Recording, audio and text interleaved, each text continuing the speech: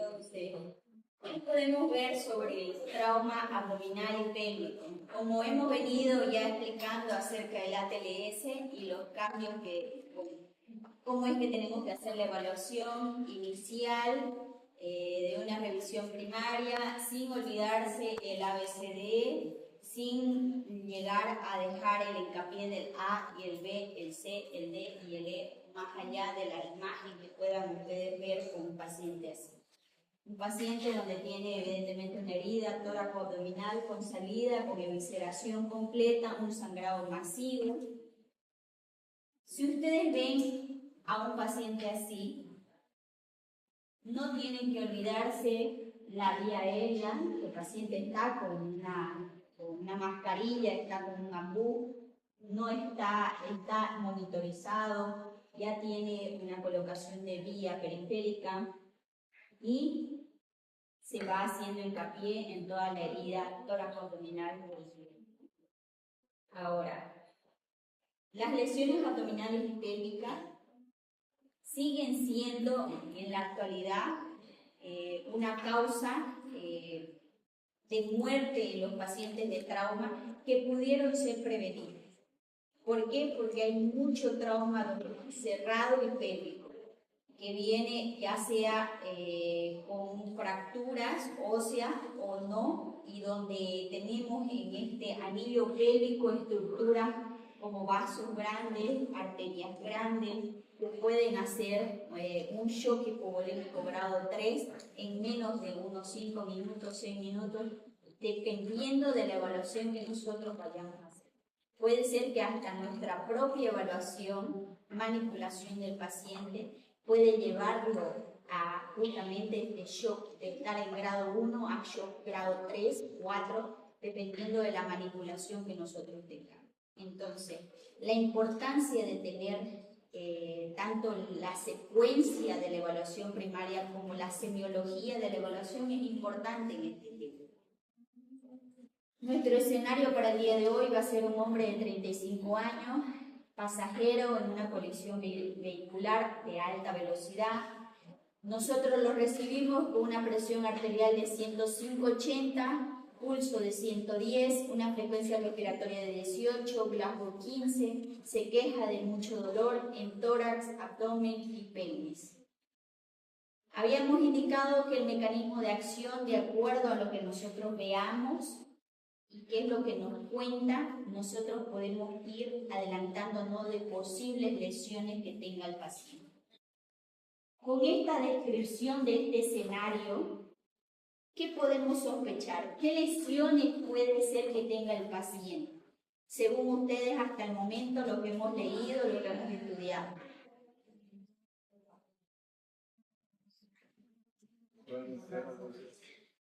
Hemorragia interna, un trauma abdominal cerrado, trauma abdominal torácico, ¿o de dónde la hemorragia interna?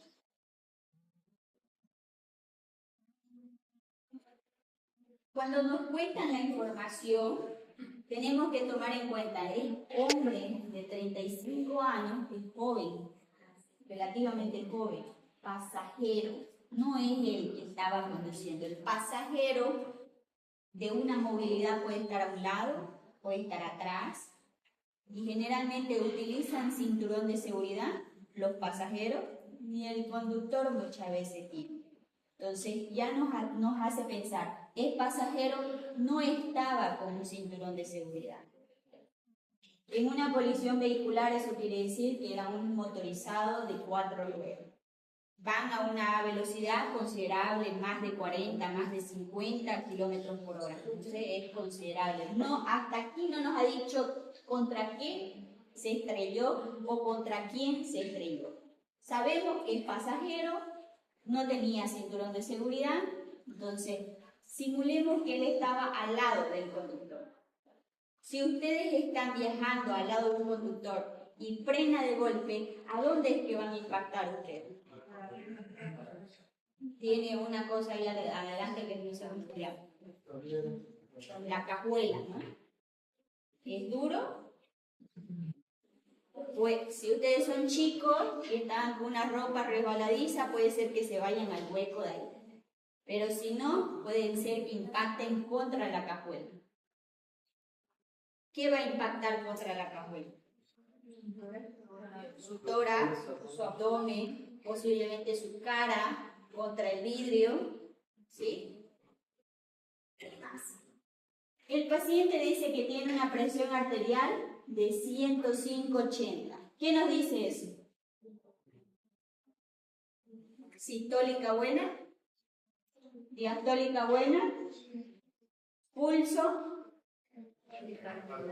taquicardia, frecuencia respiratoria normal, Glasgow la normal, eso quiere decir que nos responde, él nos ha respondido seguramente al nombre, nos ha respondido que sí ocurrió un accidente, pero el paciente se está quejando de dolor. Posiblemente la taquicardia sea justamente por el dolor. Obviamente, ¿no? Si nosotros estamos ante una posibilidad de una fractura torácica, de costillas, de esternón, puede ser que hayamos impactado justamente esta región que tenemos en el hemiabdomen superior, junto al tórax, más allá del diafragma. Hígado. El hígado, que es una estructura maciza, llena de sangre. Puede ser que haya sido una fractura hepática, justamente por el golpe que haya dado, dependiendo del tamaño de su. Entonces, nosotros estamos frente a un paciente con un trauma de tórax, sí. Fracturas costales, sí. Un trauma abdominal cerrado, sí, porque no nos dan más información. En el rostro no nos están diciendo, porque el paciente tiene un Glasgow 15, no nos están haciendo atribución de que haya algo en el rostro por ahora, en este escenario. Entonces nos dedicamos más tórax, abdomen, pero aquí, ¿qué está diciendo el paciente? Se queja de dolor en la pelvis. ¿Qué pudo haber pasado? ¿Cómo fue ese mecanismo? Rebotar. Exactamente. Puede ser que haya no ido solamente a esta parte, sino que salió por el parabrisas. ¿Dónde golpeó? Aparte, la pelvis, obviamente. Si ha salido a través del parabrisas, todavía no nos han dicho nada de su rostro, pero está consciente. El tórax impactó, abdomen impactó y pelvis impactó. Entonces tenemos 3 traumas hasta el momento. Sospecha para hacer la revisión, para hacer el hincapié y para ir pensando qué es lo que nosotros vamos a ir revisando. Es un paciente estable, así que nos da tiempo, segundos, para poder nosotros realizar nuestros objetivos y habilidades que hemos estado aprendiendo. Dentro de los cuales para nosotros el trauma abdominal y de pelvis viene a ser identificar justamente estas regiones anatómicas que son claves para estos traumas. Reconocer en los pacientes el riesgo de sufrir lesiones abdominales, pélvicas, basado justamente en este mecanismo de acción que yo les voy diciendo y que les voy recalcando en cada clase. Justamente, ¿para qué? Para que podamos nosotros realizar un diagnóstico adecuado y un tratamiento apropiado. Si nosotros identificamos estos pacientes, o sea, identificamos que es un trauma de tórax, realizamos la reanimación para el trauma de tórax. Si nosotros identificamos un trauma de pelvis, realizamos nuestras maniobras para una fractura de pelvis. Entonces, describir el tratamiento inicial de las lesiones abdominales y pélvicas es uno de nuestros objetivos principales en nuestro tema. Entonces, para el trauma, más allá de los 9 cuadrantes que ustedes lo conocen a nivel abdominal, para el trauma abdominopélvico se conocen 3 zonas. La zona que viene a ser el abdomen anterior, que lo conocemos, los flancos y la parte del dorso del abdomen. Entonces, si nosotros vamos a describir o vamos a comunicar a nuestro colega o vía telefónica, sabemos, si vemos lesiones, decoraciones, hematomas, crépitos o algo que nosotros estemos viendo, zona abdomen anterior, en el flanco, en el dorso. Anatómicamente esas son nuestras referencias. Entonces, ¿cuándo debo sospechar de una lesión abdominal y pélvica? Si es cerrado, nosotros, de acuerdo al mecanismo de lesión, tenemos que tomar en cuenta la velocidad, el punto de impacto, la intrusión, los dispositivos de seguridad, la posición y la eyección que va a tener. Justamente era lo que habíamos indicado en el escenario, que es a lo que íbamos haciendo en captura.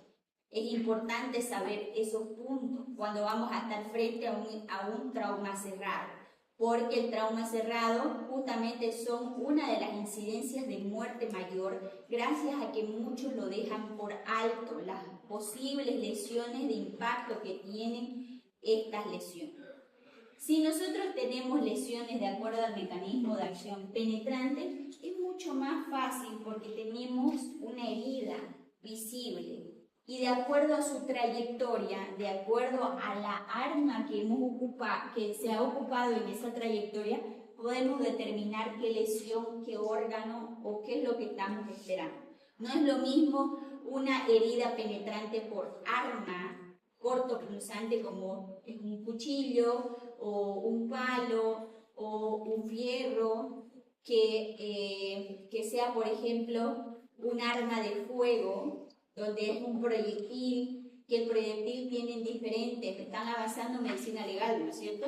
El proyectil, no sé si es que son balas cortas, balas largas, son expansibles, no expansibles, son de escopeta, no es de escopeta de caño corto y caño largo, o sea, son diferentes las modalidades, cómo hace su disparo y cómo realiza su proyección y su expansión de lo que va a generar esta lesión donde vaya a impactar. Entonces, nosotros en las lesiones penetrantes tenemos que determinar qué arma es la que se está usando, la distancia con la que estamos realizando y el número y la ubicación de las heridas. Si es penetrante por un cuchillo, vamos a tener un orificio de entrada, pero no vamos a tener muy posiblemente un orificio de salida. Pero si es un arma de fuego, sí vamos a tener un orificio de entrada y posiblemente tengamos un orificio de salida. Si no tenemos un orificio de salida en un arma blanca, un arma de fuego, ¿qué nos dice? Que la bala sigue adentro. Ya sea que si, por ejemplo, es antero o posterior el disparo, puede ser que esté alojada justamente ¿dónde? En la columna ya sea torácica o lumbar o sacra, donde haya ido direccionado la bala. Si es que ha sido direccionado en otro lado, pues tener uno de los órganos macizos que tenga. ¿Cuántas veces ha sido cuchillado ese hombre? ¿Dónde están las heridas de ese cuchillo que entró? ¿Cuántas veces fue disparado ese hombre? ¿Dónde están las lesiones de ese disparo? Ahora, si es de escopeta, tiene sus esquirlas, ¿no? Más allá del proyectil tiene sus esquirlas. Las esquirlas, ¿dónde están? Las esquirlas están en el tórax, están en el muslo, pueden perforar y generar pseudoaneurismas, sí, pueden hacer. Lesiones en las extremidades justamente le puede ocurrir a la persona. Sí, nos abocamos a la parte abdominal porque fue lo que más evidentemente teníamos una herida del ingreso a la bala. Pero el paciente se queda sin una pierna porque tuvo un aneurisma de la ilíaca o de la femoral. Y nadie lo vio. Justamente porque estamos no tomando en cuenta qué arma es la que se usó ni a qué distancia fue la que fue realizado el disparo. Ahora, si nosotros tenemos una explosión, como por ejemplo una garrafa que esté en un lugar cerrado, no es lo mismo que una garrafa en un lugar abierto. ¿Qué es lo que sucede en un lugar cerrado? Explota y la onda de expansión te la vas a recibir vos en la totalidad, porque no hay donde escape la onda de expansión. Entonces, tanto las paredes como tu cuerpo va a recibir el mismo impacto y vos vas a poder vas a salir a una eyección justamente dependiendo del impacto que vas a tener. Imagínate que vos estás ahí y vas a llegar a impactar justamente a uno de los muros y luego del muro vas a caer al suelo. La onda de expansión que vas a recibir vos, tus órganos que están ellos quietitos ahí, igual lo van a recibir, igual que si fuera un choque de una movilidad. Tus órganos van a latillar adentro. Todos tus órganos macizos y los órganos que no están con una retracción hacia su peritoneum. Entonces, todas esas lesiones vasculares, de órganos macizos, perforaciones posibles, laceraciones, pueden ocurrir en un trauma ocasionado por un mecanismo de acción, por una explosión. Entonces, justamente su mecanismo es combinado del cerrado y el penetrante, puede ser, porque en la explosión puede ser que también haya disparo de justamente cosas que hay en ese momento, ¿no? No es que la garrafa va a explotar y no va a generar en esa onda de expansión cuchillos volando, si fue en una cocina, o cualquier cosa, astillas que hayan a su alrededor de justamente esa onda de expansión que generó. Ahora, el mecanismo contuso, las lesiones comunes generales van a tener un número de incidencia generalmente que va a ocurrir. Número 1, tenemos ¿a quién? Al vaso. ¿Con cuánto de porcentaje? Y su examen es el sábado. ¿Qué tal si pregunta?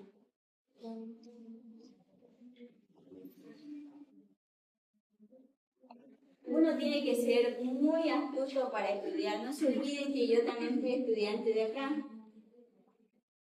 Y para estudiar, más allá de que uno tiene que estudiar para la vida real,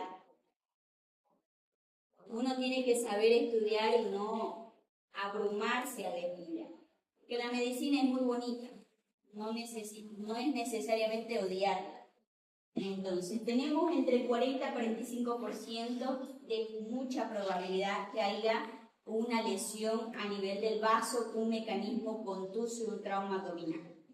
En segundo lugar lo tenemos al hígado, y en tercer lugar el intestino delgado. Generalmente estas son preguntas que casi siempre van a ingresar en un examen.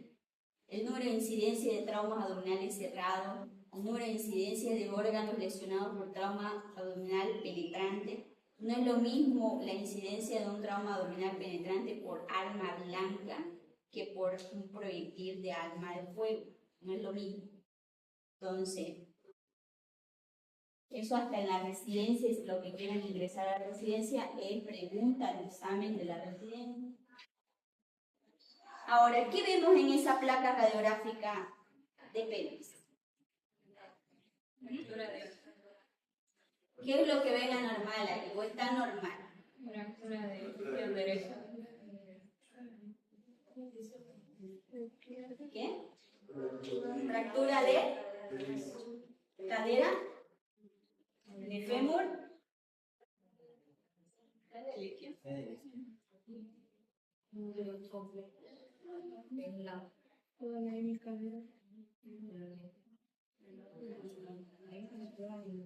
No sé si eso es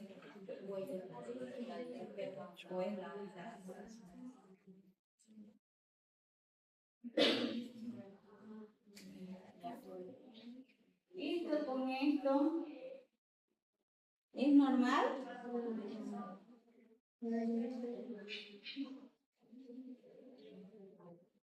Esto es normal.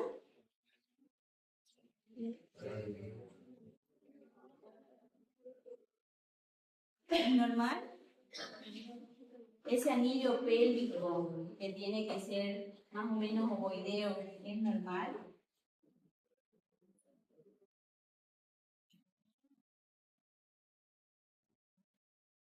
Más o menos así está la imagen. ¿Qué tenemos ahí? tenemos justamente un trauma pélvico, donde el anillo pélvico tiene más de 1 a 2 centímetros en la placa radiográfica. No debería haber esa separación. ¿Cuántos centímetros tenemos acá? Está. 10. Por lo menos, ¿no? Por lo menos tenemos esa variación. Entonces, evidentemente acá hay un trauma de pelvis, más allá de que posiblemente haya tenido un trauma abdominal el paciente. Entonces, ¿qué era lo que habíamos indicado sobre los traumas pélvicos? Si hay sospecha de un trauma pélvico, también hay una sospecha de trauma uretral. Entonces, no es indicación hasta que yo demuestre lo contrario de colocar una sonda Foley. Pero ¿de qué interés tiene colocar una sonda Foley? Mejor si orina normal. O sea, ¿por qué no hacemos hincapié de colocar o no colocar? No sé si el paciente tiene un trauma, ni quiero aprender, mejor no le coloco y listo. Para controlar los líquidos, cuánto sale, la Justamente, diuresis, si estamos hablando de traumas abdominales, para la volemia, la nuestro sangre. joven de 35 años, posiblemente estamos frente a un shock inicial porque estaba con la presión ligeramente bajando, taquicárdico, entonces tenía ciertos signos de shock hipovolémico grado 1, posiblemente signos, porque no nos dieron diuresis ni nada, entonces posiblemente entrando a shock hipovolémico grado 2. Tenemos que hacer reposiciones de cristaloides, sí, posiblemente hemocomponentes, sí, en un futuro. Entonces, ¿dónde posiblemente esté? Nos dijo el joven que le dolía la pelvis.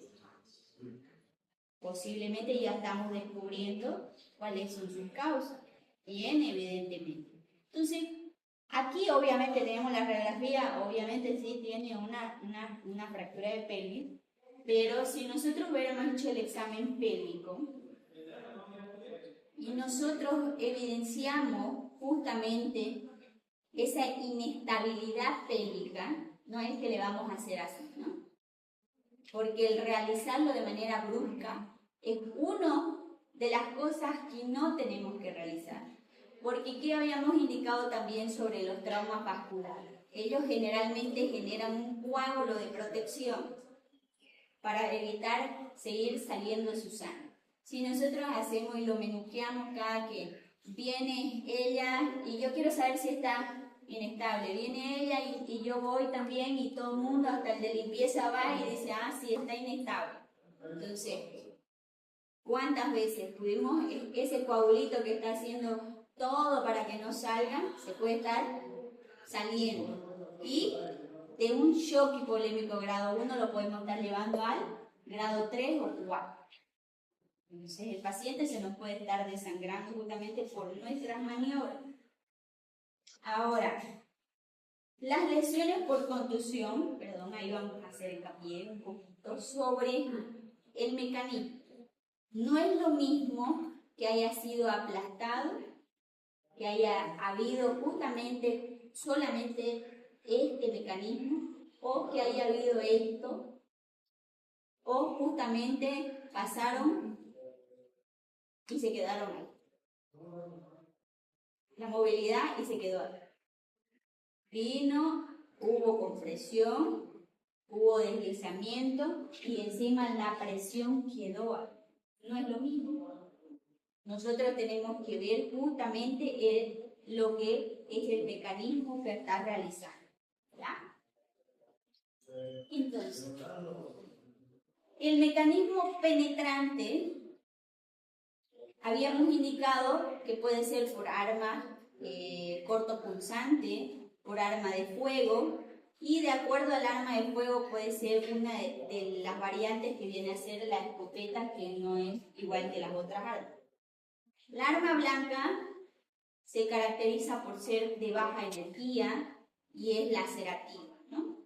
En cambio, el arma de fuego viene en la clasificación de balística, tenemos que saber el tipo de arma, el fragmento que va a generar, ya sea si es expansiva el proyectil, Y la escopeta, ¿a qué distancia está del blanco? Que era lo que les mencionaba, porque la escopeta tiene justamente su número de expansión, que generalmente cubre casi 60 centímetros de diámetro.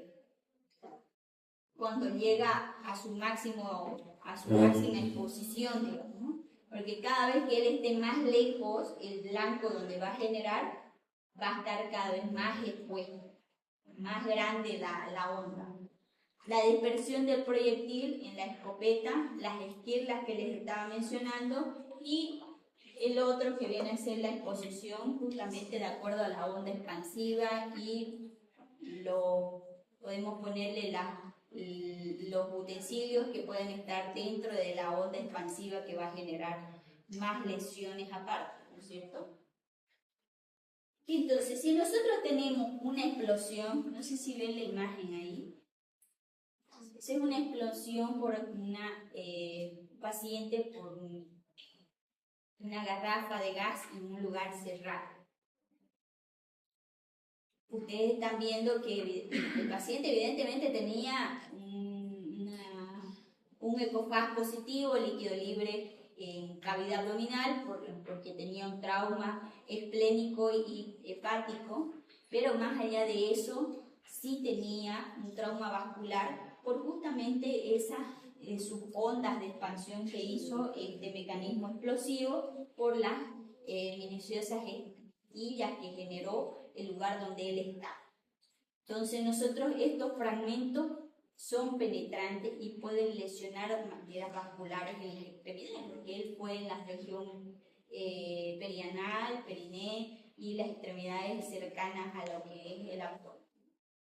Entonces nuestro mecanismo en las explosiones, más allá de realizar nuestra evaluación, el ABCDE, el mecanismo es combinado, ya habíamos indicado, ¿no?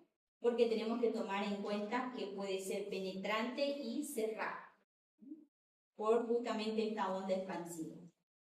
¿Qué es lo que tenemos que considerar? La proximidad de donde estuvo el artefacto que va a explotar, los espacios que están cerrados, los fragmentos que hayan múltiples y de impactos secundarios que puedan generar justamente por ese arrojo que va a generar la onda expansiva, y las caídas posterior a esta onda expansiva, como les decía, si ustedes reciben van a golpear contra algo y de golpear contra algo van a caer recién al suelo.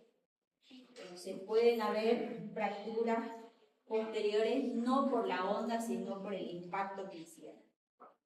¿Cómo confirmo entonces si estoy frente a una lesión abdominal o pélvica? Era lo primero que tenemos que saber, ¿no? Confirmar. Entonces yo lo veo y digo radiografía. Traigan el ecógrafo. ¿Sí? Yo lo veo y digo traigan el ecógrafo. Voy a hacer un ecofaz. ¿Sí?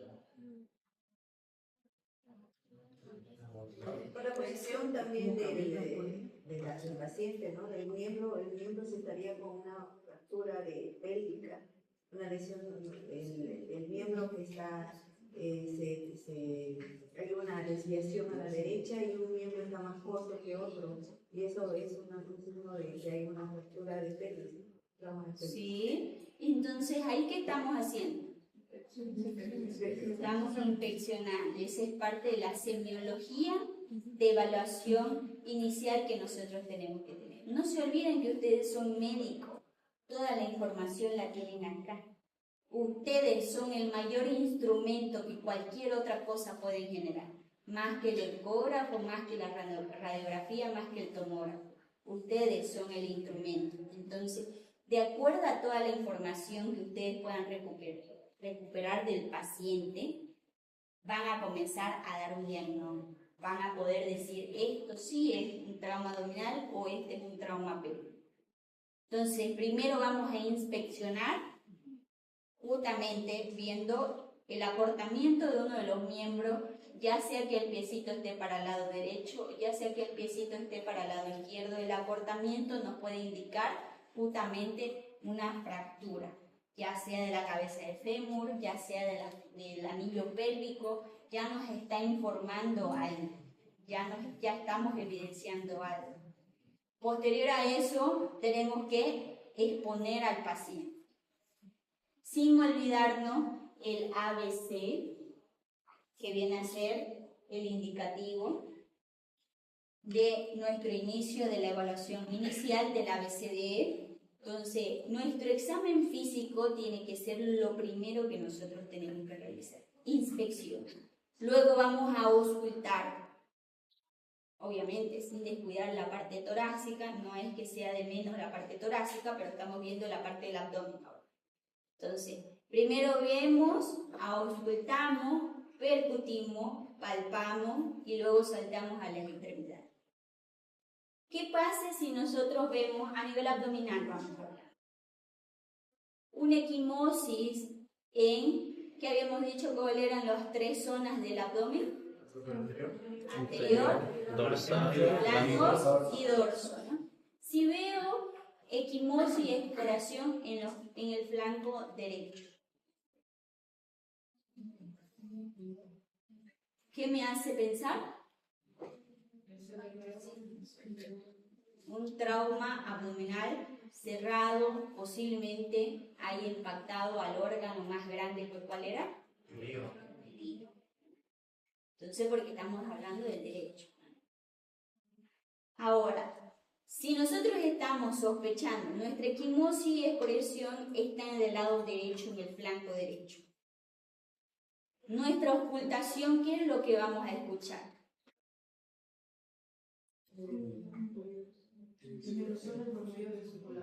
Puede estar abolido, puede estar disminuido, puede estar metálico, justamente porque hay líquido en cavidad abdominal. El líquido en cavidad abdominal va a hacer que los sonidos que nosotros vayamos a escuchar estén en una cavidad llena de líquido. Si ustedes meten algo ahí adentro de un globo, por ejemplo, lo que van a escuchar justamente es disminuido el volumen o como si estuviera en una cámara de agua. Entonces el sonido es diferente, como metálico. Entonces es diferente el sonido que van a escuchar. Si hacemos la percusión, va a estar Matías. timpánico. No. Mate, ¿no? Mate donde no debería haber mate, entonces ya estamos casi confirmando que esto es un trauma abdominal cerrado y posiblemente tengamos mucha sangre en cavidad. Realizamos la palpación y en la palpación, ¿qué es lo que vamos a esperar? Dolor. Con signos de irritación peritoneal, se dice. ¿Y cuáles son los famosos signos de irritación peritoneal?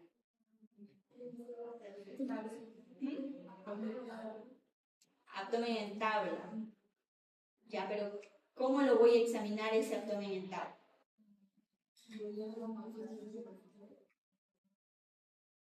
¿Dolor? Ya.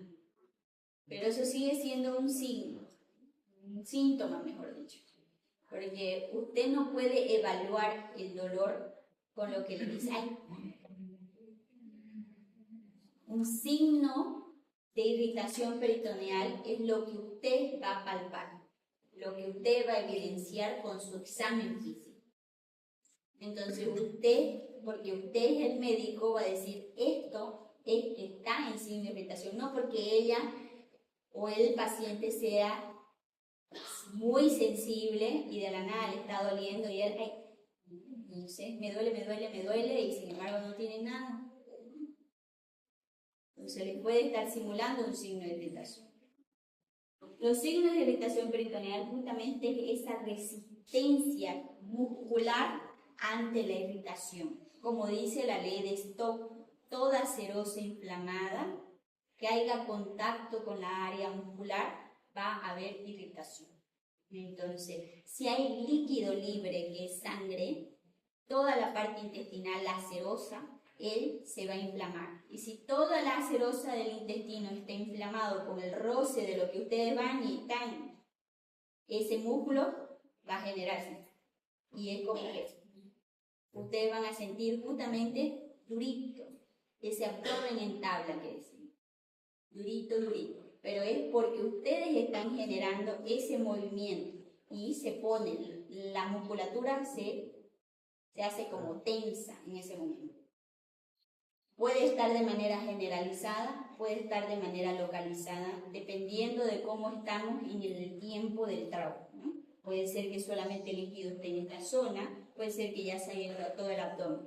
Obviamente si le seguimos tocando y le tocamos y le tocamos y le tocamos con todas nuestras revisiones, obviamente se va a estar con irritación general. El examen de la pelvis, como ya les había indicado, nosotros tenemos que evidenciar si hay una inestabilidad, si hay una rotación, si es que vamos a evidenciar acortamiento. ¿Qué es lo que tenemos que realizar? Estamos realizando el ABCD. Identificamos una lesión, realizamos una reanimación o una acción. Si hay inestabilidad, ¿qué tengo que hacer? Movilizar. Inmovilizar. Entonces, vamos a inmovilizar la pelvis. ¿Cómo la vamos a inmovilizar? Podemos utilizar las fajas pélvicas. Podemos utilizar, si alguien tiene una faja por ahí tirada en el hospital, se la podemos colocar. Esas fajas bulbo se la podemos colocar. Si no tenemos y tenemos una sábana por ahí, la podemos utilizar. ¿Con qué? Con un palito, con un lapicero, con 2 lapiceros, para que sea un poquito más tenso. Con este marcador podemos realizar justamente la faja para ir haciendo presión y generando justamente el ajuste necesario que necesitamos para la pelvis. Porque no se olviden que no es que lo vayamos a hacer un torniquete en la parte pélvica, porque justamente por realizarlo muy aprieto, como obviamente el paciente ya le duele, no es que él se vaya a decir ya hasta aquí nomás. Puede ser que ustedes le estén generando más bien disminución del flujo sanguíneo por su faja y le estén generando necrosis en zonas donde no deberían. No se olviden que el varoncito tiene la región de ahí del pene y lo pueden estar matando, nada más por su faja del pene. Entonces pueden haber una necrosis del pene. Obviamente las mujercitas no tenemos que se nos necrosis, pero también puede ser que se necrosen las piernas o la región púbica, ¿no? Ahora, aquí dice examen del perineo. ¿Qué habíamos dicho que tenemos que identificar justamente para confirmar o no el trauma de uretra? Habían signos que podemos ver: hematoma en el glande, hematoma en la vulva, escoriaciones en la zona púbica, tanto en varón como mujer. Si tenemos un hematoma perianal, ¿teníamos que examinar y realizar un tacto anal? Sí. ¿Qué habíamos dicho? Si nosotros vemos, mejor dicho, si nosotros hacemos el tacto y palpamos la próstata alta, ¿qué nos significa? En varón. Trauma uretral. La próstata elevada en varón con trauma y sospecha de un trauma pélvico, próstata elevada es igual a trauma de uretra. Más que confirmado. ¿Por qué? Porque la uretra es un punto de fijación de la próstata. Si la uretra está seccionada, su punto de fijación de la uretra no la tiene, entonces se va a elevar. Gracias a la uretra es que está en esa zona. Entonces, puede ser que esté enfrente. Ahora, importante, ¿no? Sobre los tactos que tenemos que hacer, porque igual nos descarta las posibles, por ejemplo, ¿qué habíamos dicho? Los traumas de columna cervical, los traumas raquimedulares que pueden generar priapismo, que pueden generar cuadriplegia o paraplegia. ¿Qué era lo que íbamos a sentir en el esfínter? Hipotonía, ¿no? No iba a haber justamente... ¿Alguien ha hecho alguna vez tacto? Ni por diversión. ¿Ah? ¿No? Santo, virgen. El tacto es que el ano tiene como si fuera un asterisco, ¿no? Así lo conocen también, como el asterisco. Y nosotros para realizar tacto tenemos que realizar primero obviamente un coqueteo anal se llama. Entonces no es que vas y directo le metes el dedo porque le puedes generar una respuesta vasovagal y hace paro cardíaco el paciente. No es nomás meterle así nomás al paciente. A paciente ni a nadie. Ni por diversión porque lo pueden estar matando. Entonces, ustedes hacen el coqueteo anal que generalmente se hace o con lidocaína o con vaselina, dependiendo. Entonces, ustedes lo soban unas 4 circulitos o 3 circulitos antes de introducir el dedo, es más que suficiente. Introducen uno, es más que suficiente también.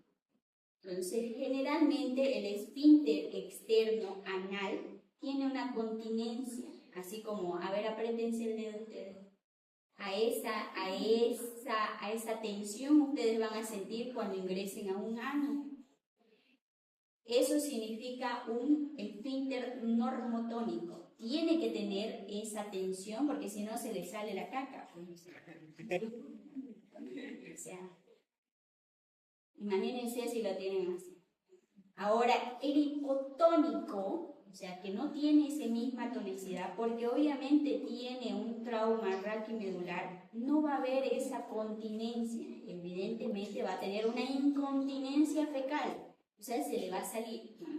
Entonces, ustedes no va a ser necesario que realicen ni el coqueteo anal porque lo van a tener así. Y ustedes, entonces, puede ser.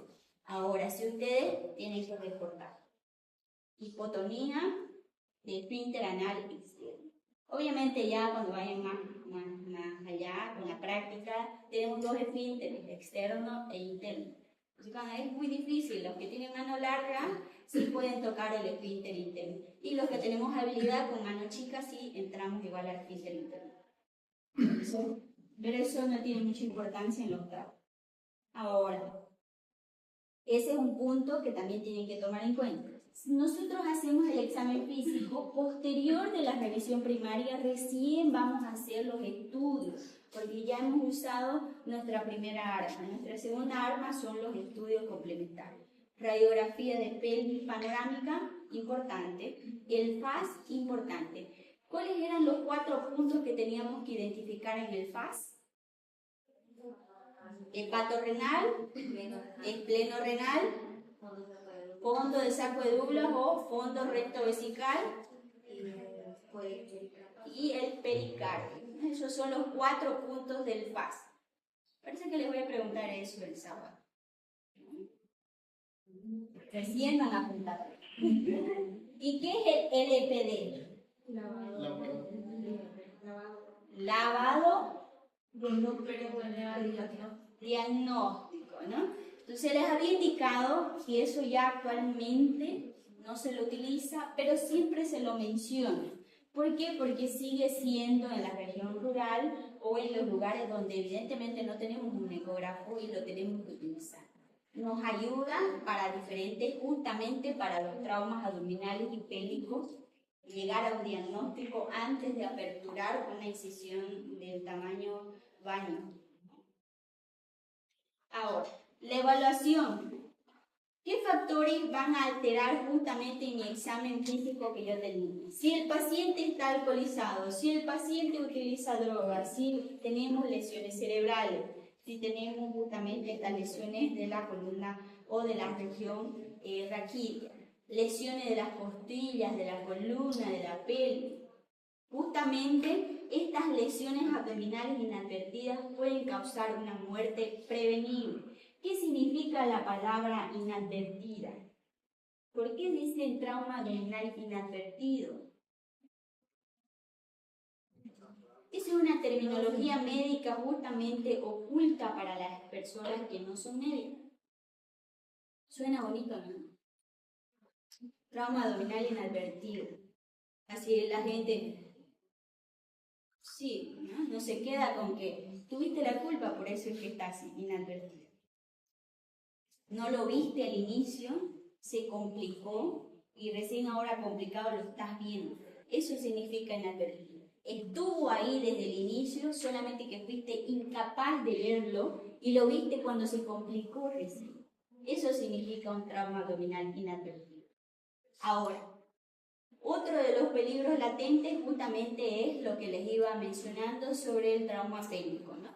La evaluación excesiva y repetitiva de todo, hasta el de limpieza, que haga la estabilidad pélvica, es como cuando van a un parto vaginal las mujeres y hasta el último interno que llegó ese mismo día hace tacto vaginal, ¿no? Entonces, para ver en qué número de dilatación se encuentra. Entonces, en esto no.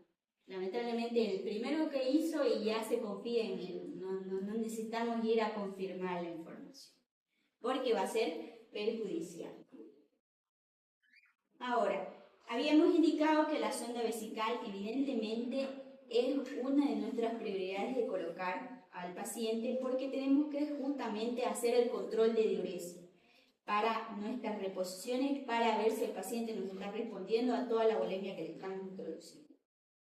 ¿Es de diagnóstico? Muchas veces sí. Entonces, ¿tenemos que descomprimir la vejiga antes de realizar una LPD? Sí. Al igual que cuando colocamos sonda nasogástrica, descomprimir la parte del estómago es uno de los componentes principales para realizar LPD, que la vejiga y el estómago esté vacío. Los pacientes con fracturas de pelvis tienen alto riesgo de lesiones de vejiga y uretra. ¿Por qué les digo? Cuando un paciente, por ejemplo, me ha llegado a mí en un pueblo donde yo hice mi ASO, cuando yo era... ASO es, no sé si saben esa palabra, ASO es como nuestro año de rural. Cuando nosotros terminamos nuestra residencia, nuestra especialidad, nos mandan un año a hacer un año de rural. Entonces, no es así que te mandan al bosque. Yo, peor que soy quirúrgica, sí o sí tiene que haber un lugar donde hay un quirófano. Pero sí estamos con médicos generales, de segundo nivel, y el médico general es quien está en la emergencia. Nosotros estamos como que en nuestro cuarto esperando a que nos llamen. Entonces, el paciente llega, lo ve el de emergencia, que es el médico general, él evidentemente el protocolo continúa. Es ahí lo que quiero hacer hincapié. No, él no tiene... Él en su raciocinio que hizo, siguió solamente el protocolo que él aprendió. Entonces le coloca la sonda Foley y sale hemático. Y el paciente, obviamente, como estaba hemático, él atina a hacerle un lavado vesical. Entonces le pone una cistoclisis, lo lava y seguía saliendo hemático. Entonces me llama y me dice, paciente, se había caído el paciente, en horcajada, entonces de un árbol, cayó y lo encontraron inconsciente, lo traen y obviamente tenía hematoma, tenía una fractura de pelvis, lo estaba inmovilizando el traumatólogo, iba a ingresar a quirófano y se le ocurren hablarme, ¿no? Después. Dijeron, sí, posiblemente tenga algo para la cirujana, me hablan, yo lo evalúo, veo la sonda, veo el examen físico y obviamente es algo que yo tengo que ingresar, es un trauma abdominal cerrado. Le digo posible ruptura de vejiga, posible ruptura de sonda. Como ya está la sonda ahí, no es que voy a, retírensela, ya está ahí. Entonces, más bien y llegó a la vejiga. Entonces, ¿qué era lo que ustedes no están viendo con la imagen? No se ve muy bien. Obviamente este no es el paciente, pero aquí hay una equimosis bárbara. En este paciente era algo así similar, pero en toda la región del pene, de la pelvis del paciente. Ingreso a abdomen para el trauma, le digo al traumatólogo que él necesita estabilizar y yo voy a ingresar. Ingreso y la vejiga estaba, y la sonda estaba en el abdomen, obviamente. Por lo que estaba explotada la vejiga, tiene su musculatura sangra, ¿no? Más bien, y los vasos adentro no tenían más nada que la parte intestinal, que sí tenían laceraciones, compromiso, que se lo podía dejar incontenida al paciente, se lo dejó incontenida, pero tenía una brutal apertura de la vejiga, estallada. ¿Qué había pasado? Que el hombre obviamente tenía ganitas de orinar y cayó, ¿no?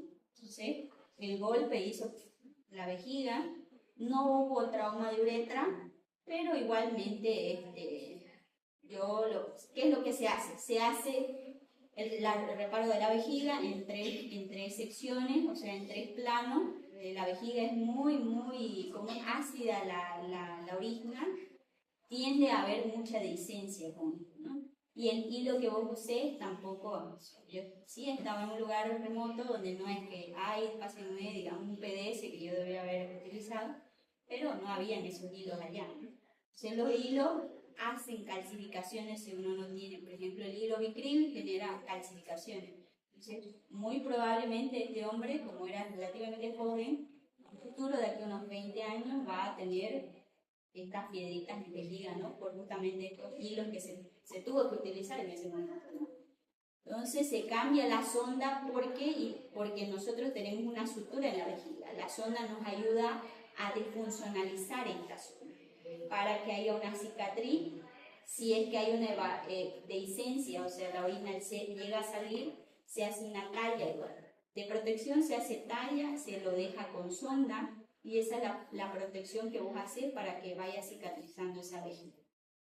Cuando sea apropiado, vos retirás recién la sonda y dejás la talla, luego realizás el retiro de la talla, porque hay una probabilidad grande de que haya un trauma de uretra, entonces necesitas que eso cicatrice también, dejando que deje de funcionar esa zona.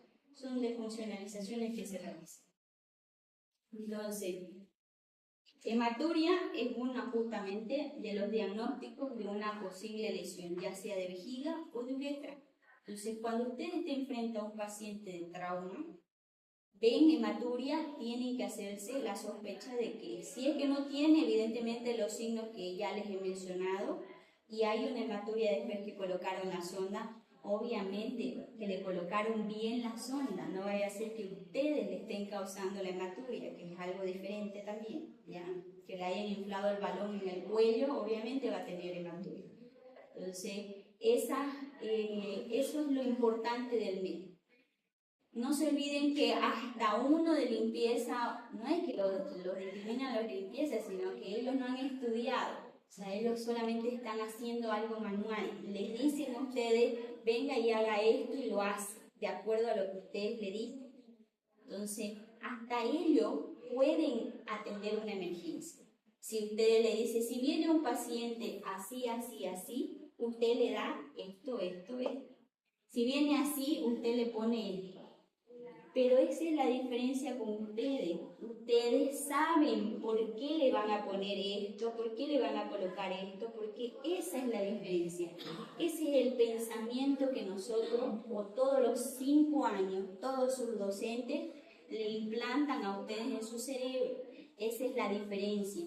No tienen que ser mecánicos, tienen que pensar por qué lo están realizando. Preguntarse por qué lo estoy haciendo. Así ustedes se van a responder muchas interrogantes. Entonces, generalmente las lesiones de la uretra posterior habitualmente se ocasionan por pacientes con fracturas de pelvis politraumatizados. Las lesiones de la uretra anterior resultan justamente de las caídas enhorcajadas, que pueden ser unas lesiones aisladas. Las caídas enhorcajadas justamente son esas las que le iba mencionando, que caen de algún lugar y el árbol está así o el coso está así y caen así, ¡toc! Abierto. Entonces las piernitas quedan. Entonces esa es la caída enhorcajada. Como les iba diciendo, la zona nasogástrica también es uno de los indicativos que tienen que realizar. Esto alivia la distensión gástrica, es usado para descomprimir el estómago en una LPD, pero que tenemos que tomar en cuenta cuando tenemos un paciente de trauma facial o de base de cráneo, no podemos colocarle la sonda nasogástrica.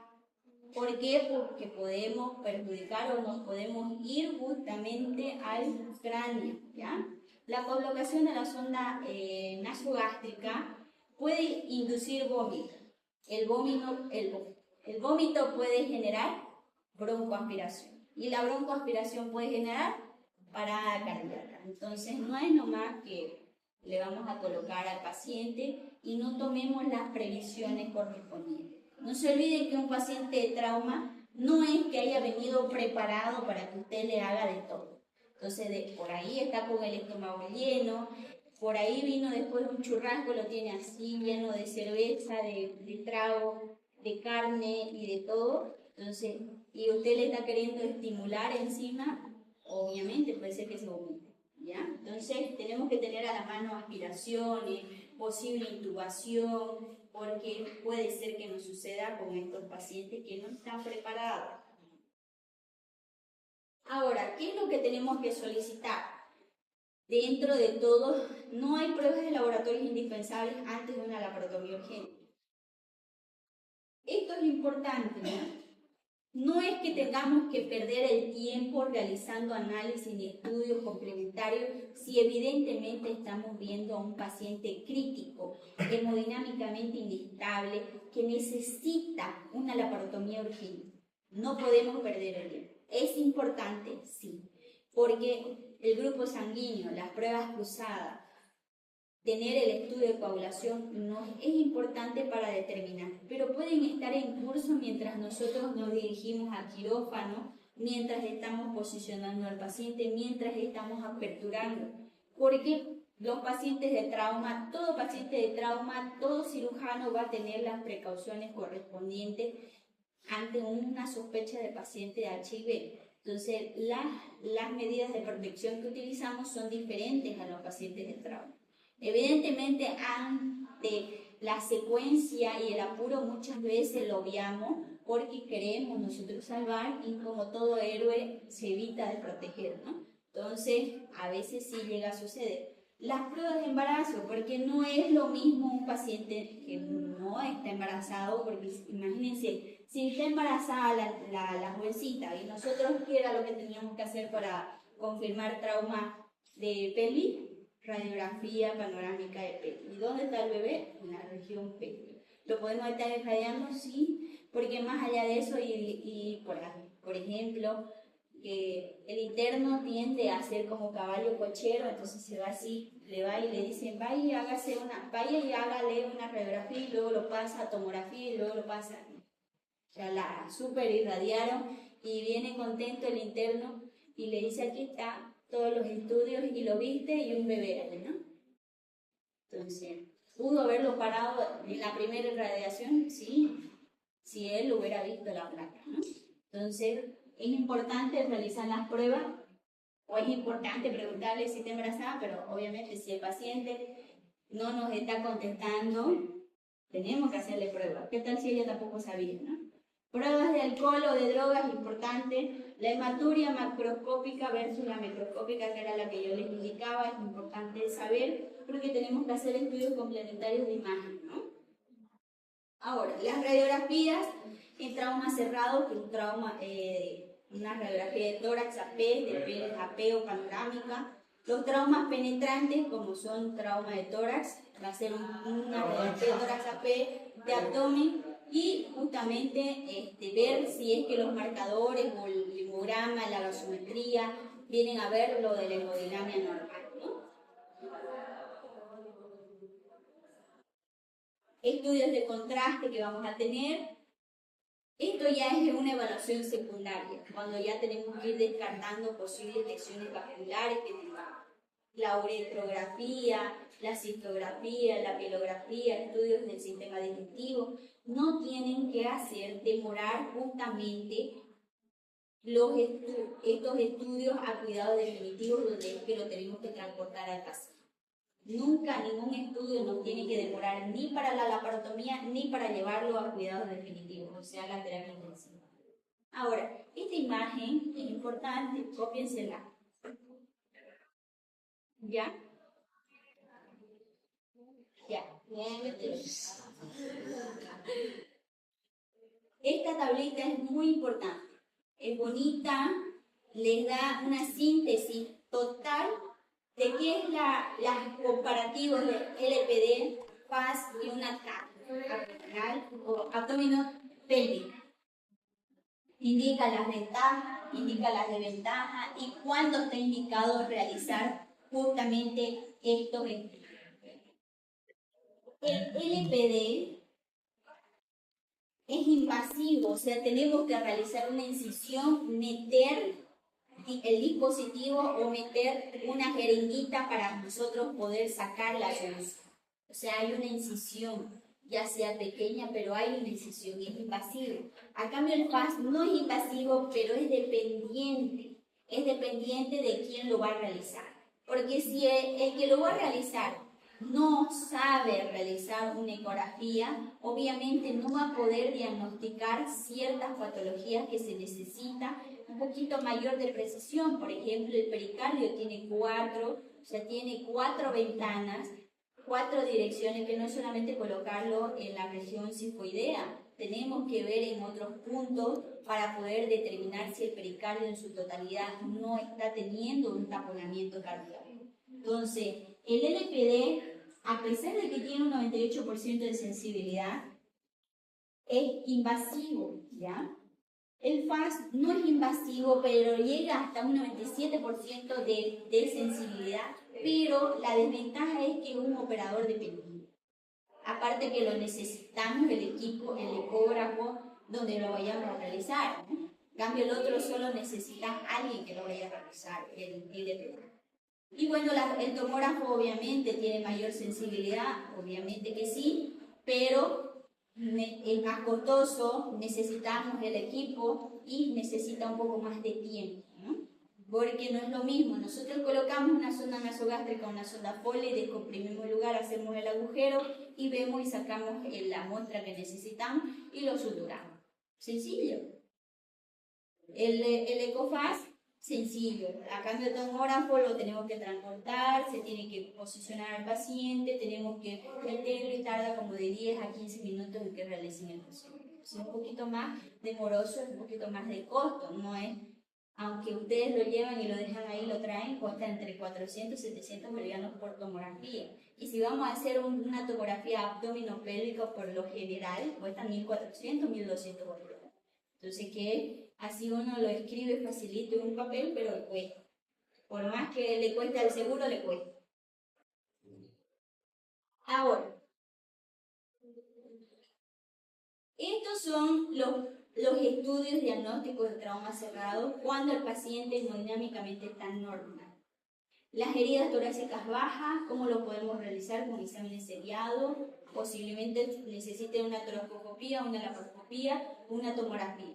Las heridas por arma blanca en abdomen anterior, que era lo que habíamos indicado. La exploración de las vías de las heridas, sí.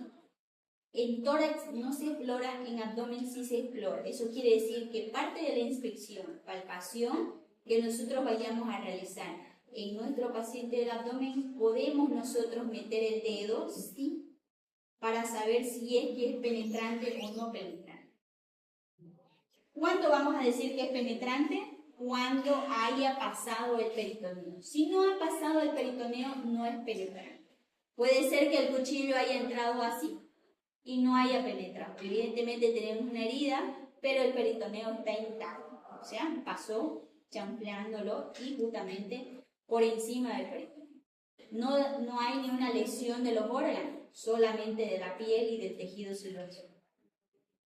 Ahora, en el tórax no es, vemos una herida, no podemos nosotros decir, a ver si entra hasta allá, hasta la pleura, no podemos revisar. Esa es la variación. En el cuello tampoco podemos decir, a ver, sacaré el cuchillo y voy a ver hasta dónde va, no puedo revisar eso. Entonces, las heridas por arma blanca en flanco o dorso, podemos hacer LPD, sí. Los exámenes seriados, fotografías con doble contraste o triple contraste son los ideales para esto. Entonces, ¿qué paciente es el que requiere la laparotomía? ¿Quién va a ser el que va a requerir la laparotomía?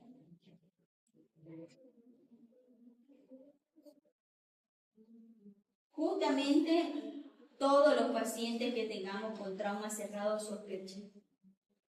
Por ejemplo, tenga una hemodinamia normal con sospecha de lesiones abdominales. Veamos que en una radiografía abdominal o de pie o panorámica con aire libre, ruptura diafragmática, peritonitis, nuestro FAS, nuestro LPD o nuestra tomografía esté positiva, son indicaciones para convocar al cirujano y que esto se realice una laparotomía de inmediato de urgencia. Si solamente este es un trauma penetrante, está hemodinámicamente anormal, hay aire libre, peritonitis, LPD, PAS, TAC positivo, o haya una evisceración como en las imágenes que les he mencionado. Entonces, por lo general las cirugías son tempranas, es habitualmente la mejor estrategia para las lesiones de arma de fuego. Arma de fuego, sí o sí, tiene que ir a cirugía. Arma blanca, si es penetrante, sí o sí ir a cirugía. Entonces, los traumas penetrantes casi siempre van a ir a cirugía si es que confirmamos que es penetrante. Los traumas cerrados no todos van a ir a cirugía, va a depender de la hemodinamia del paciente, de que si hay aire en la cavidad, si hay líquido libre en la cavidad, dependiendo de la cantidad de líquido que tengamos. No es lo mismo que encontremos en la tomografía 20 cc, 40 cc y digamos hay que entrar a cirugía. No. Entonces va a ir de la mano lo que encontremos con la hemodinamia del paciente. Si el paciente está con signos de shock, más un LPD FAS o TAC positivo, ingresa al quirófano en traumas abdominales cerrados. Los penetrantes, puede ser una pregunta de examen, ¿no? ¿Quiénes son las indicaciones para trauma penetrante por arma blanca, por arma de fuego, por trauma cerrado, ¿no? ¿Quiénes son los indicantes para ir a la laparotomía? Son las diferencias de los tres, ¿no? Entonces, las fracturas pélvicas, así como habían en la imagen, lo están viendo. Esta imagen es una panorámica de pelvis que hicieron una uretrografía retrógrada. Entonces, metieron contraste con la uretra y se ve la sondita. ¿Y qué hay? Extravasación de todo el contraste. ¿Eso qué nos indica? Trauma de uretra. Obviamente, si tienen una pelvis, una fractura de fémur ahí comprometida, porque ya está con una fijación en el miembro superior derecho, en el inferior derecho. Entonces, eso nos indica una ruptura uretral, entonces nos condiciona a que nosotros hagamos la interconsulta con urología, quien va a hacer ya la defuncionalización, ingresará juntamente al trauma abdominal posible que tengamos del paciente, sí, ingresará con los traumatólogos para realizar la defuncionalización, porque es importante para nosotros tener la cuantificación de la diurese. Entonces, justamente esto, cuando nosotros confirmamos la ruptura uretral, siempre, casi, va a tener justamente un compromiso vascular, ya sea venoso o arterial. Entonces, es de gran importancia tomarlo en cuenta. Entonces, la inspección hay que tener en cuenta mucho los miembros inferiores, que son de huesos largos, la rotación que vamos a tener, ya sea externa, interna, ver si es que lo tenemos el anillo pélvico abierto, cerrado, las palpaciones justamente, la estabilidad, el examen rectal que vamos a realizar, genitourinario y vaginal. Ese era un punto que nos olvidamos de ese rato. Sí, hicimos tacto rectal, pero no hicimos tacto vaginal, posibles pacientes femeninos, porque igual, justamente, estos traumas de uretra, hay una baja incidencia porque la uretra de las mujeres son más cortas, pero sí la hay. Imagínense que hay un trauma de uretra femenina, quiere decir que el impacto ha sido muy fuerte. Puede haber fístulas. Luego, si es que no se hace el examen físico con las especialidades correspondientes, ginecología, coloproctología y cirugía, juntamente con traumatología, para que puedan descartar en esta zona que no hayan fístulas de conexión cuando realice la paciente ya en su recuperación. Pueden haber fístulas vesicouretrales, pueden haber fístulas de la vejiga a la vagina, de la vejiga al ano, del ano a la vagina. O sea, todas esas fístulas pueden generarse justamente por estos traumas y laceraciones posibles. Ahí habíamos indicado que el palpar la próstata es un indicativo de una fractura, una ruptura de uretra. Y entonces, Cuando nosotros tenemos una fractura de pelvis, no nos tenemos que olvidar el ABC de manera habitual. Y cuando nos centramos en el C, que era controlar la hemorragia, nosotros realizamos justamente la fijación de la pelvis con nuestra faja pélvica, que si es que la tenemos es esa, si que no tenemos cualquier faja, si no tenemos faja con una sábana, con un palito, o con un marcador o con 2 lapiceros podemos hacer nuestra faja pélvica. Entonces, esa es una de las iniciativas que tenemos que tener. Luego tenemos que justamente descartar la presencia de una hemorragia abdominal cerrada. Vamos a hacer los estudios complementarios en la revisión secundaria de una angiografía, ¿sí? Y depende de lo que vayamos a encontrar para que nosotros realicemos un empaquetamiento pélvico, ¿no? Ahora, esto es un algoritmo sencillo donde el manejo inicial va a ser: si vamos a hacer una consulta quirúrgica, vamos a inmovilizar nuestra pelvis. Si estamos en una sospecha de un sangrado intraperitoneal evidente, tenemos un sí, va a ir a la parotomía dependiendo de la hemodinámica, va a ser de urgencia para controlar justamente las hemorragias por sistema de difusión.